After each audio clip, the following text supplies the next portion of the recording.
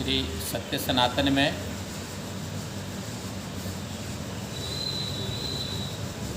शरीर में चार बातें रहती हैं। शरीर है, मन है, बुद्धि और आत्मा।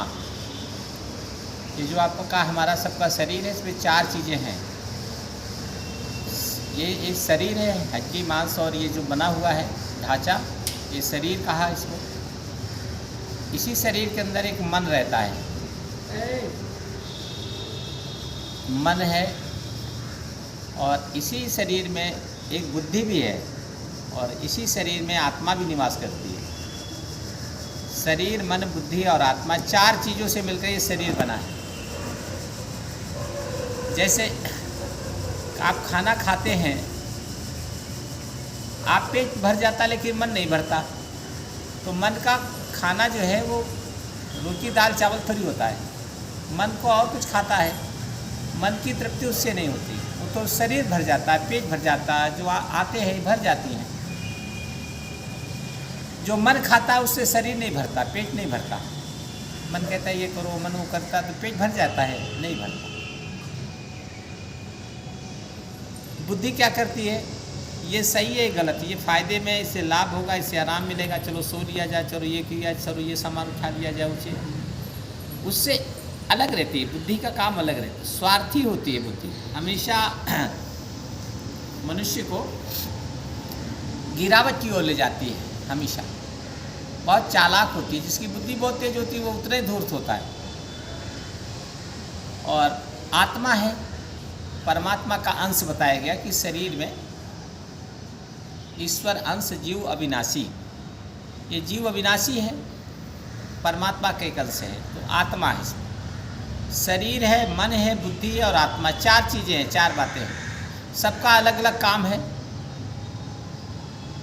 शरीर को कुछ और आवश्यकता है, खाना पीना, व्यायाम, भोजन इत्यादि की।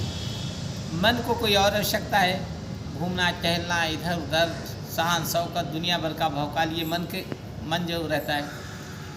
बुद्धि कहती कितना फ़ायदा हो जाए, कहाँ से फ़ायदा हो जाए, ये बुद्धि लगी रहती है। और इन तीनों चीज़ों पर आत्मा दबी रहती है अंदर से। आत्मा कहती नहीं, जहाँ से आए वहाँ जाना है, गलत मत करो, सही रास्ते पे चलो, ये काम तुम्हारा नहीं है। वो मना करती है अंदर से। शराब मत पियो, जुआ मत खेलो, किसी का ईर्ष्या द्वेष मत करो, मना करती है अंदर से। लेकिन ये तीनों एक हो जाते हैं। शरीर, मन और बुद्धि, ये तीनों असंस्कारित होते हैं ज़्यादातर, और ये तीनों का साथ हो जाता है। जैसे शराबी साथ हो जाते हैं, जैसे तीनों ये साथ हो जाते हैं। फिर आत्मा कहती रहती, सुनते नहीं कोई।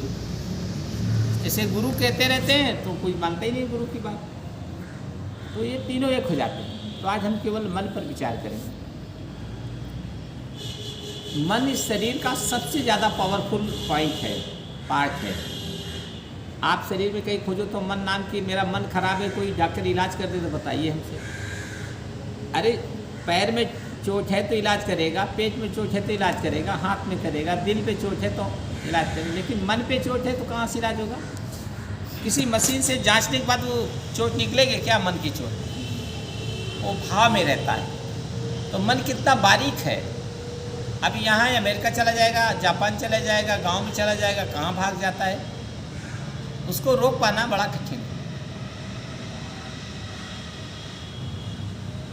छोटे मन से कोई बड़ा नहीं होता और टूटे मन से कोई खड़ा नहीं होता। मन के हारे हार है, मन के जीते जीत। मन बहुत ताकतवर होता है।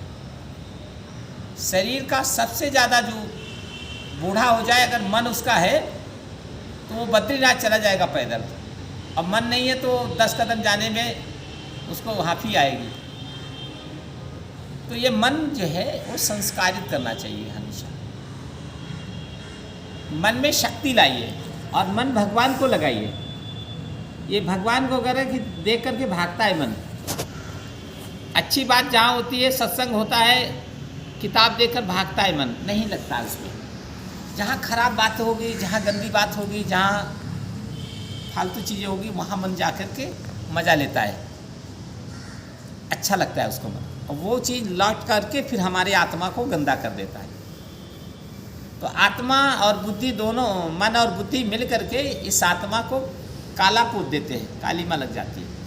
बेचारी क्या करे, तभी कुछ नहीं पड़ी रहती है। जैसे घर में महिलाओं की हालत थी पहले ज़माने में, आज तो बड़ा परिवर्तन आया। वो कुछ नहीं बोल सकती थी, चुपचाप सहना, जीवन व्यतीत करना, जब तक जीवन है तब तक रह लो भाई, बिता लो। मुसलमानों समाज में इसी तरह औरतों की है। वैसी आत्मा का शरीर के अंदर तो मन को संस्कारित करना, मन को समझाना, मन को मनाना कि तुम तेज तो रहो लेकिन प्रभु के काम में आओ, दूसरे की भलाई के काम में आओ, अच्छे काम में लगो, अच्छी चीज़ें की ओर भागो। हम शरीर को ले जाओ, बुद्धि को ले जाओ, अच्छे काम में ले जाओ। तुम इधर उधर भागते हो, गंदी जगह जाना चाहते हो, गंदा करना चाहते हो, क्यों करते हो तुम? इससे ये सुंदर शरीर मिला है, जीवन सुंदर मिला है। मनुष्य बड़े भाग मानुष तन पावा, ये दुर्लभ शरीर हमें मिला है। और तुम एक मन हमारे अंदर हो तो जिससे हमारे ये सौभाग्य को हमारे खराब कर रहे हो। तो धीरे धीरे मन को समझाइए, मन को एकाग्र में ले जाइए। और योग और आसन से मन नियंत्रित होता है, जैसे हम लोग करते हैं रोज सूर्य नमस्कार, इससे मन रुकता है। नहीं तो कहते हैं भगवान सूर्य के 7 घोड़ों के समान ताकत है उस मन के अंदर। उसको रोकने का काम, उसको समझाने का काम, उसको कंट्रोल करने का काम योग के द्वारा, संस्कारों के द्वारा, व्रत के द्वारा, उपासना के द्वारा, ध्यान के द्वारा, इसके द्वारा वो कम होता है। एकाग्र हो जाइए तो मन एकाग्र होता है। धीरे धीरे एक कमरे में बंद कोई चीज़ ऐसे नहीं कर सकते, वैसे अपने शरीर के अंदर मन बंद नहीं होता। हम जहाँ बैठे वहीं सोच रहे हैं, हमारा मन कहीं जाता होता नहीं है, ऐसा कहाँ कौन कर सकता है? मन आँख बंद के करिए और जरा कि दुकान में जरा ये सामान नहीं है, जरा वो नहीं है, जरा। मैं अभी सोच रहा था कि मन मेरा कहीं और जा रहा था, बार बार मैं उसको रोक रहा था कि अभी मुझे कुछ बोलना है तो मैं क्या बोलूँगा, लेकिन मन जो है भाग रहा था। मैंने कहा भागिए नहीं, आज मैं तुम्हारे पर ही बोलूँगा। तो मन को रोकना अंदर से बड़ा कठिन काम है। और संस्कारित करना तो उसको हमेशा आदत लगाए। जैसे बचपन से आदत लगाते हैं किसी बच्चे को, तो बड़ा होने पर अच्छा हो जाता है। वैसे मन को शुरू से लगाइए। मन कहता भक्ति में क्या मिलेगा, ये सब करने से, त्याग से क्या मिलेगा, मतलब उचटवाता है मन को, उचाटता है दिमाग को कि मन न करना लगे। लेकिन नहीं, तुमको रहना है। 1 घंटे हमें बैठना है, मन चाहे कितना भी भागे, धीरे धीरे मन भी बैठने लग जाएगा। और जिसका मन उसके बस में हो गया वो भगवान को जीत लेता है। शरीर को तो छोड़िए, वो ईश्वर भी अपने बस में कर सकता है जिसको मन नियंत्रण में रहता है। जो चाहेगा वो कर सकता है। विद्यार्थी जितने भी बड़े महापुरुष हुए हैं, इनका मन स्थिर हुआ है। और मन जैसे पानी तालाब में देखिए या बाल्टी में देखिए, कंकड़ डालिए तो लहर खूब उठती है, मतलब बार बार गोला गोला उठने लगता है। तो मन भी उसी तरह भागता रहता है, गोला गोला घूमता रहता है। और एक समय आता है बिल्कुल स्थिर हो जाता है। इसे कहते हैं स्थिर प्रज्ञ। आपका मन स्थिर हो गया, आप जो कहेंगे वही होगा, जो सोचेंगे वही बन जाएगा, वही हो जाएगा। तो मन को नियंत्रित करना मनुष्य की योनि में सबसे श्रेष्ठ प्रयास है। प्रयास ही कर सकते हैं उसको रोकने के लिए। उसको सामाजिक कार्य, धार्मिक कार्य, सेवा कार्य, अच्छे कार्य, परोपकार के कार्य में ही लगाओगे तभी वो संस्कारित होगा। वरना आप ऐसो आराम में बिजनेस व्यापार में करोगे, मन तो बहुत तेज हो जाएगा और उसको शराब जैसे आहार मिलता है, पोषक तत्व मिलता है। तो उसको सदैव अच्छे कामों में जोड़ते रहिए। आत्मा और मन अगर एक हो जाए तो मुझे लगता है कोई उसे हरा नहीं सकता, कोई उसे पराजित नहीं कर सकता।